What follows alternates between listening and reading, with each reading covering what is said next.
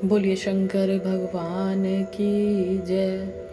बोल गौरी शंकर भगवान की जय।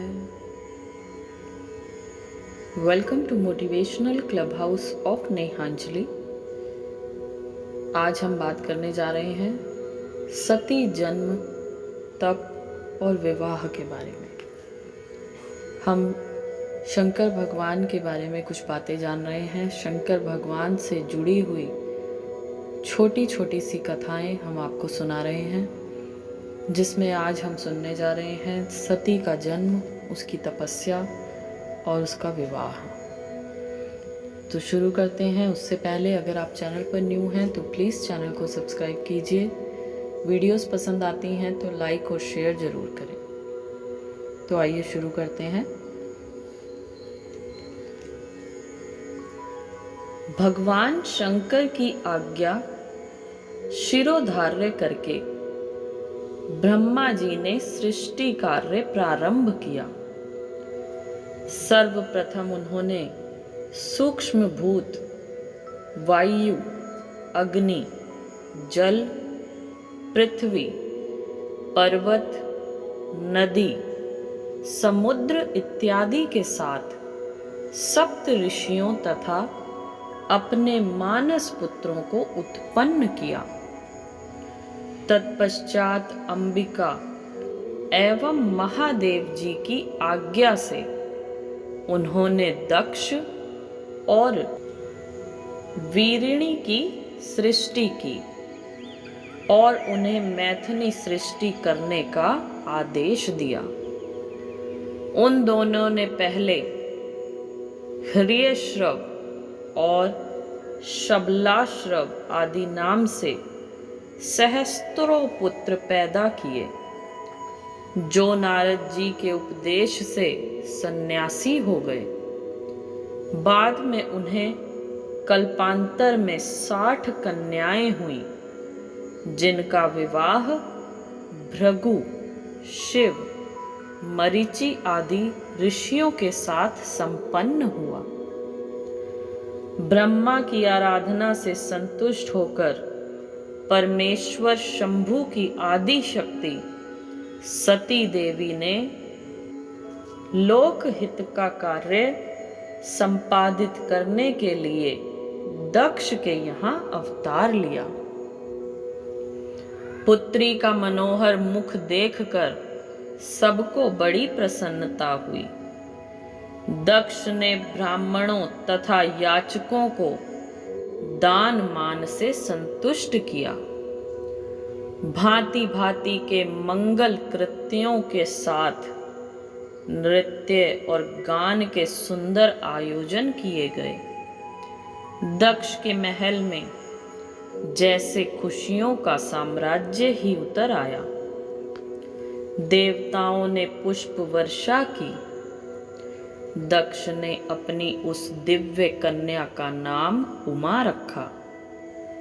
परमेश्वर शिव की अभिन्न स्वरूपा होने के कारण वे बाल्यावस्था से ही उनके ध्यान में निमग्न रहा करती थी।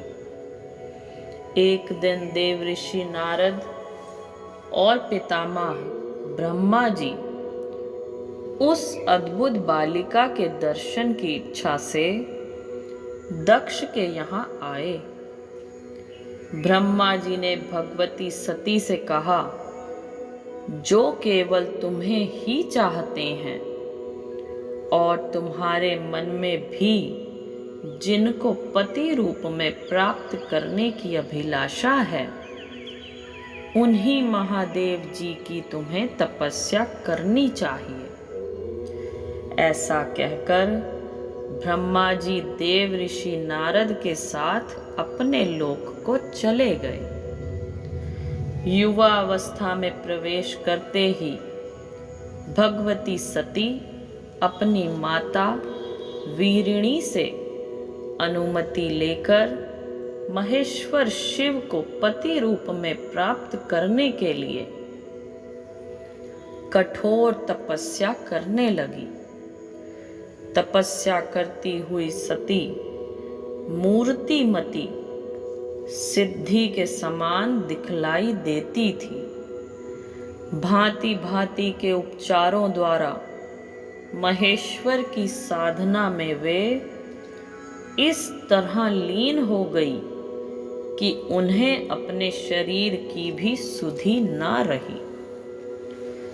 भगवान विष्णु के साथ सभी देवताओं ने कैलाश पहुंचकर भगवान शिव से कहा, महेश्वर, महातेजस्विनी सती आपको पति रूप में प्राप्त करने के लिए कठोर तप कर रही है।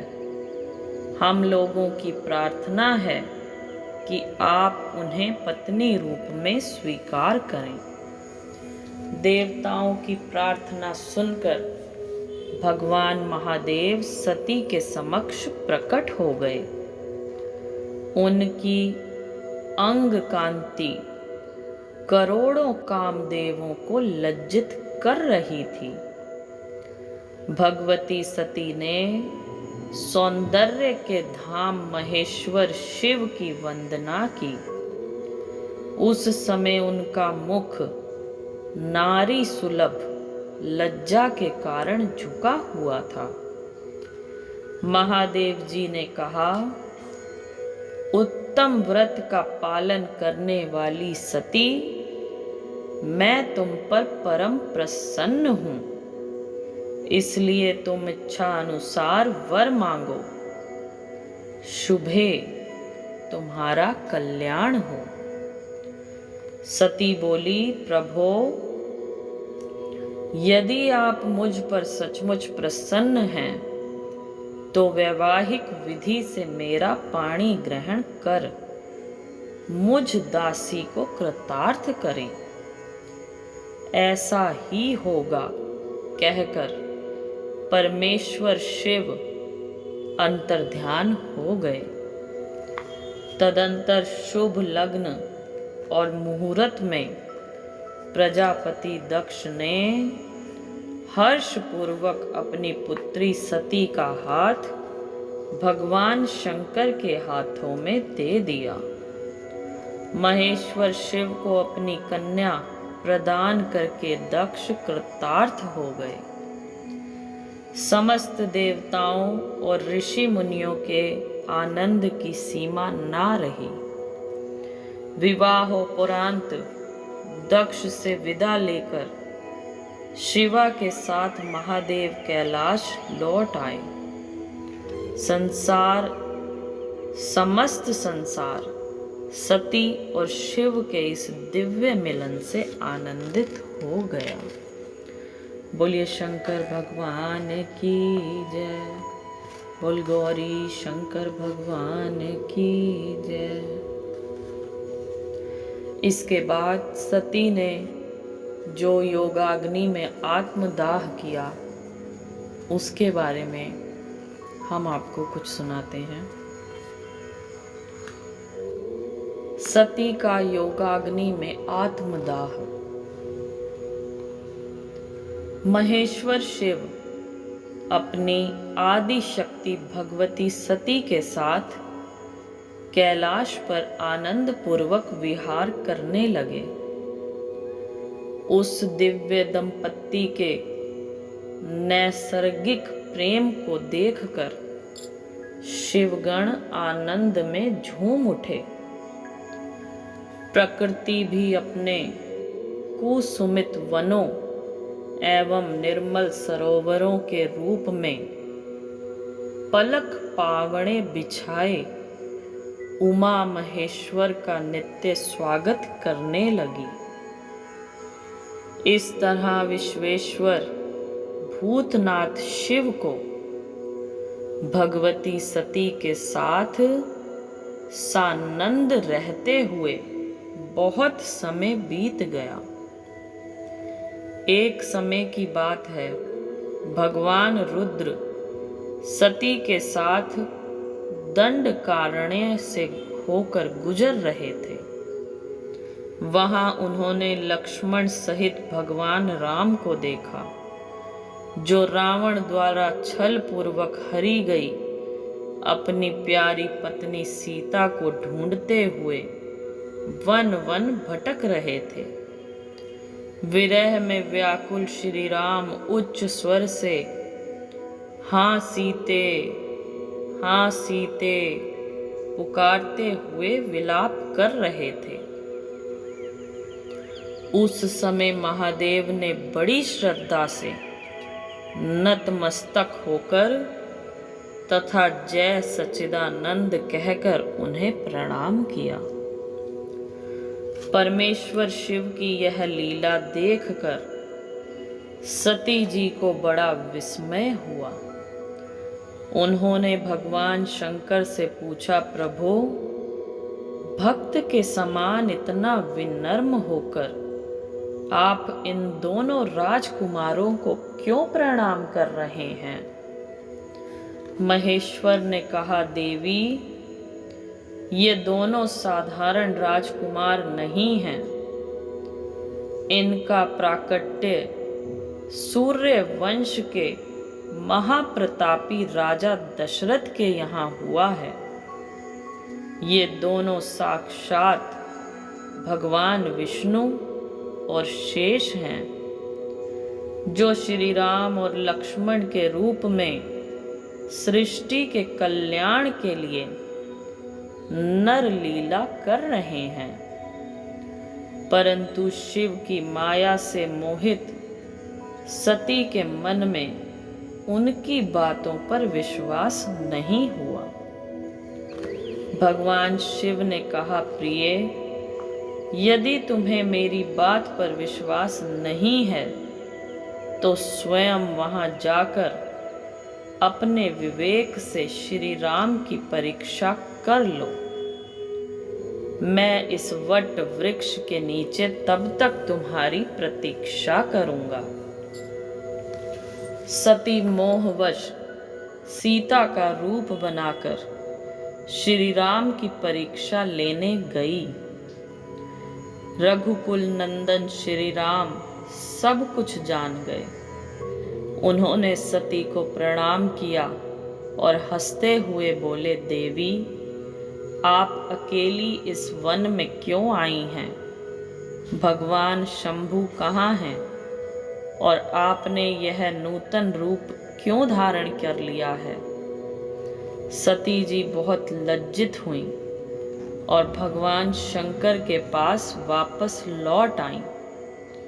महादेव ने पूछा, देवी, तुमने भगवान श्री राम की परीक्षा किस प्रकार ली? सती ने उत्तर दिया, प्रभो, मैंने कोई परीक्षा नहीं ली, आपकी ही तरह प्रणाम करके लौट आई। अंतर्यामी शिव ने ध्यान लगाकर सती का सारा चरित्र जान लिया और मन ही मन में सती के विरक्त हो गए। एक बार दक्ष ने बहुत बड़े यज्ञ का आयोजन किया। देवताओं को उत्साह पूर्वक उस यज्ञ में जाते देख सती ने भगवान शंकर से पूछा, प्रभु, ये देवगण कहाँ जा रहे हैं? महेश्वर शिव ने कहा, देवी, तुम्हारे पिता दक्ष ने विशाल यज्ञ का आयोजन किया है। उसी में सम्मिलित होने के लिए ये समस्त देवगण जा रहे हैं। दक्ष मेरे विशेष द्रोही हो गए हैं, इसलिए उन्होंने हम दोनों को उस यज्ञ में नहीं बुलाया है। जो लोग बिना बुलाए किसी के घर जाते हैं वे अपमान के भागी होते हैं, और अपमान मृत्यु से भी बढ़कर कष्टदायक है। अतः हम दोनों को वहां कदापि नहीं जाना चाहिए। भगवान शंकर के बार बार मना करने पर भी जब सती नहीं मानी, तब महेश्वर ने उन्हें अपने 60,000 गणों के साथ दक्ष के यहाँ भेज दिया।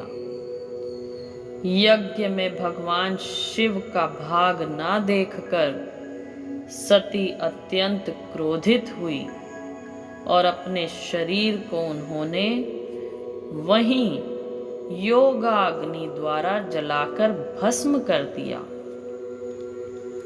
चारों ओर हाहाकार मच गया। रुद्रगण कुपित होकर यज्ञ को नष्ट भ्रष्ट करने लगे। किसी तरह महर्षि भृगु ने रक्षोघन मंत्र से यज्ञ की रक्षा की। बोले शंकर भगवान की जय। बोल गौरी शंकर भगवान की जय। इसके बाद वीरभद्र का प्राकट्य हुआ और दक्ष के यज्ञ का विध्वंस। भगवती सती के योगाग्नि में जलकर भस्म हो जाने का समाचार शिव गणों ने भगवान शिव को सुनाया। शिव गणों ने कहा, महेश्वर, दक्ष बड़ा ही दुरात्मा और घमंडी है। उसने वहां पहुंचने पर देवी सती का अपमान किया। उस दुष्ट ने यज्ञ में आपका भाग नहीं दिया था। प्रभो, यज्ञ में आपका भाग ना देखकर सती देवी क्रोधित हो उठी और पिता दक्ष की निंदा करते हुए उन्होंने योगाग्नि द्वारा अपने शरीर को जलाकर भस्म कर डाला। हम लोग दक्ष पर कुपित होकर यज्ञ को नष्ट भ्रष्ट करने लगे, परंतु भृगु के मंत्र बल का हम सामना ना कर सके। महाप्रभो, दक्ष तथा उसके सहयोगियों ने घमंड में चूर होकर आपका विशेष अपमान किया है। अब आपकी जैसी इच्छा हो वैसा करें। अपने गणों से यह सुनकर उस समय भगवान रुद्र का शरीर क्रोध से जल उठा। लोक संहारकारी रुद्र ने अपने सिर से एक जटा उखाड़ी और रोष पूर्वक उसे पर्वत पर पटक दिया। उस जटा के 2 टुकड़े हो गए तथा महाभयंकर शब्द हुआ। जटा के एक भाग से महाबली वीरभद्र प्रकट हुए। वे देखने में प्रलय अग्नि के समान जान पड़ते थे। उनका शरीर बहुत ऊंचा था तथा उनकी 1000 भुजाएं थीं। जटा के दूसरे भाग से महाकाली प्रकट हुई, जो अत्यंत विकराल दिखाई पड़ती थी। वीरभद्र ने भगवान शिव को प्रणाम करके कहा, महारुद्र, मुझे शीघ्र आज्ञा दीजिए। यह समय मुझे कौन सा कार्य करना होगा? आपकी कृपा से मैं आधे ही क्षण में सारे समुद्रों को सुखा सकता हूँ तथा संपूर्ण पर्वतों को पीस सकता हूँ। महेश्वर, मैं एक ही क्षण में सारे ब्रह्मांड को जलाकर भस्म कर सकता हूँ। प्रभो, मेरे अंदर जो शक्ति है वह आपकी कृपा से ही प्राप्त हुई है। अतः आप अपने अभीष्ट कार्य के लिए मुझे शीघ्र आदेश दें। भगवान शंकर ने कहा, वीरभद्र, ब्रह्मा जी का पुत्र दक्ष बड़ा दुष्ट हो गया है उस मूर्ख को बहुत घमंड हो गया है। तुम उसके यज्ञ का विध्वंस करके उसमें भाग लेने वाले सभी लोगों को यथोचित दंड दो और शीघ्र मेरे पास लौट आओ। यदि कोई तुम्हारा विरोध करे तो उसे भी जलाकर भस्म कर देना। घमंडी दक्ष का सिर काट देना और यज्ञ कलश के जल को पी जाना। भगवान शंकर की आज्ञा प्राप्त कर वीरभद्र समस्त शिव गणों के साथ दक्ष यज्ञ में पहुंचे। वहां उपस्थित देव गणों को वे अपने तीखे बाणों की चोट से घायल करने लगे। बाणों की चोट खाकर समस्त देवता इधर उधर दसों दिशाओं में भाग चले। तब वीरभद्र शिव गणों के साथ यज्ञशाला में गए। उनका रौद्र रूप देखकर समस्त ऋषि अत्यंत भयभीत हो गए। उन्होंने मुनियों तथा देवताओं का अंग भंग कर दिया। प्रतापी वीरभद्र ने भृगु को उठाकर पटक दिया तथा उनकी दाढ़ी मूछ नोच ली। उन्होंने पूषा के दांत उखाड़ लिए, क्योंकि जब दक्ष महादेव जी को गालियां दे रहे थे उस समय पूषा दांत दिखाकर हंस रहे थे। नंदी ने भग को रोषपूर्वक पृथ्वी पर पटक दिया तथा उनकी आंखें फोड़ दी, क्योंकि जब दक्ष शिव जी को शाप दे रहे थे उस समय भग आंखों के संकेत से उनका समर्थन कर रहे थे। वहां उपस्थित स्वाहा और स्वधा आदि देवियों की भी भारी दुर्दशा रुद्र गणों ने की। दक्ष भय के मारे भीतर छिप गए थे। वीरभद्र उनको बलपूर्वक बाहर घसीट लाए और उनके मस्तक पर उन्होंने तलवार का प्रहार किया। पहले तो योग बल के प्रभाव से दक्ष का मस्तक नहीं कटा, किंतु अंततः वीरभद्र ने शिवद्रोही दक्ष का सिर मरोड़कर तोड़ डाला और यज्ञ कुंड की प्रज्वलित अग्नि में उसे झोंक दिया। इस प्रकार यज्ञ को नष्ट भ्रष्ट करके वीरभद्र शिव गणों के साथ कैलाश लौट आए। बोलिए शंकर भगवान की जय। बोल गौरी शंकर भगवान की जय। इसके बाद देवताओं ने प्रार्थना की तथा दक्ष के लिए क्षमादान मांगा। दक्ष यज्ञ में रुद्र गणों द्वारा पराजित किए जाने से व्यथित मुनि और देवता ब्रह्मा जी के पास गए। ब्रह्मा जी भी अपने पुत्र दक्ष का सिर यज्ञ कुंड में भस्म होने के कारण पुत्र शोक में व्याकुल थे।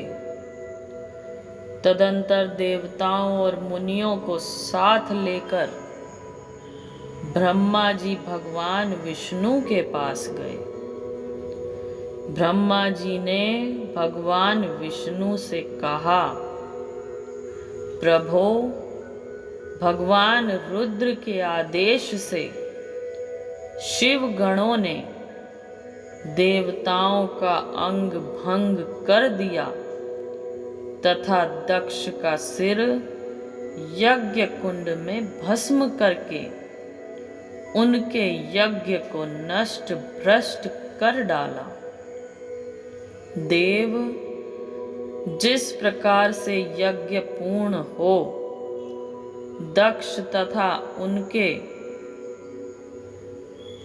ऋत्विक जीवित हो जाएं और सारे मुनि एवं देवता सुखी हो जाएं, वैसा उपाय कीजिए। रमानाथ, हम सभी लोग आपकी शरण में आए हैं।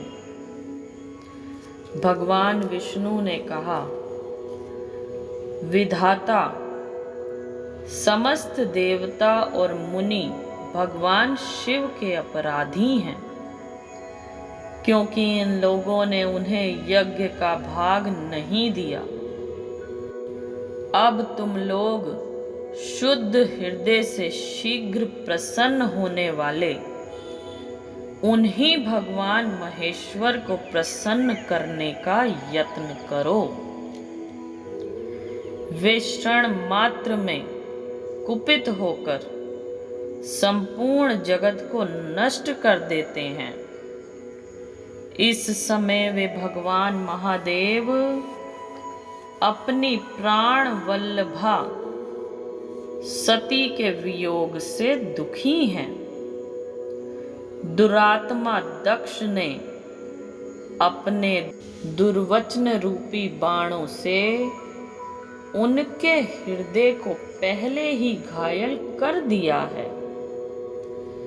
तुम लोग शीघ्र ही जाकर उनसे अपने अपराधों के लिए क्षमा मांगो। भगवान शंकर आशुतोष हैं। वे अपने जनों द्वारा अपने प्रति किए गए अपराध का ख्याल ना कर उन्हें क्षमा कर देते हैं। मैं भी तुम लोगों के साथ भगवान शिव के निवास पर चलूंगा और तुम्हारे लिए उनसे क्षमा मांगूंगा। तदंतर श्री हरि सबको साथ लेकर भगवान शिव के पवित्र धाम कैलाश गए। कैलाश पर परम रमणीय दिव्य वट वृक्ष के नीचे सबने भगवान शंकर को विराजमान देखा। शिव भक्ति में तत्पर रहने वाले सनकादि ऋषि प्रसन्नता पूर्वक महेश्वर की सेवा में बैठे हुए थे। भगवान शिव का श्री विग्रह परम शांत दिखाई देता था। भस्म आदि से उनके अंगों की बड़ी शोभा हो रही थी। इस दिव्य रूप में महेश्वर का दर्शन करके विष्णु सहित सभी देवताओं ने हाथ जोड़कर उन्हें प्रणाम किया और उनकी स्तुति करते हुए वे कहने लगे, महेश्वर, आप संपूर्ण सृष्टि के आदि कारण हैं। आपके भय से वायु चलती है, सूर्य तपते हैं तथा मृत्यु संहार करती है। हे परमेश्वर, हम लोग अत्यंत दुखी एवं दीन होकर आपकी शरण में आए हैं। आप हमारी रक्षा कीजिए। आप शीघ्र कृपा करके दक्ष के अपूर्ण यज्ञ को पूर्ण कर उसे जीवन दान दीजिए। भग की आंखें, पूषा के दांत, मृगु की दाढ़ी मूछ तथा देवताओं के अंग पूर्ववत ठीक हो जाएं। हे नाथ, यज्ञ कर्म पूर्ण होने पर जो कुछ शेष रहे वह संपूर्ण आपका भाग हो। ऐसा कहते हुए देवता और मुनिगण महेश्वर के चरणों में दंड के समान पड़ गए। महादेव जी प्रसन्न होकर बोले, दक्ष यज्ञ का विनाश मेरे द्वारा नहीं हुआ। दक्ष स्वयं दूसरों से द्वेष करता था। दूसरों के प्रति किया गया बर्ताव ही अपने लिए फलित होता है। अतः ऐसा कर्म कभी नहीं करना चाहिए जो दूसरों को कष्ट देता हो। दक्ष का विनाश उसके अहंकार द्वारा हुआ है। दूसरों के प्रति किया गया उसका द्वेष ही उसके संहार का कारण बना। मैं बालक समझकर उसके अपराध को क्षमा करता हूँ। भगवान शिव ने ऐसा कहकर देवताओं और मुनियों के अंग ठीक कर दिए तथा दक्ष के सिर की जगह बकरे का सिर जोड़कर उसे जीवन दान दिया और दक्ष यज्ञ को संपन्न करा दिया। इस प्रकार भगवान शिव का कोप भी करुणा का कारण बना। महेश्वर के संहार के पीछे भी उनकी दया का असीम सागर लहराता रहता है। बोलिए शंकर भगवान की जय। बोल गौरी शंकर भगवान की जय। इसके बाद हम आपको सुनाएंगे पार्वती जी का जन्म और उनकी तपस्या, और साथ ही शिवजी जी की बारात भी हम आपको सुनाएंगे। तो अभी तक के लिए इतना ही। अगर ये वीडियो पसंद आई हो तो प्लीज़ चैनल को सब्सक्राइब कीजिए, लाइक कीजिए, वीडियो को ज़्यादा से ज़्यादा शेयर कीजिए। Thank you so much. जय श्री राम।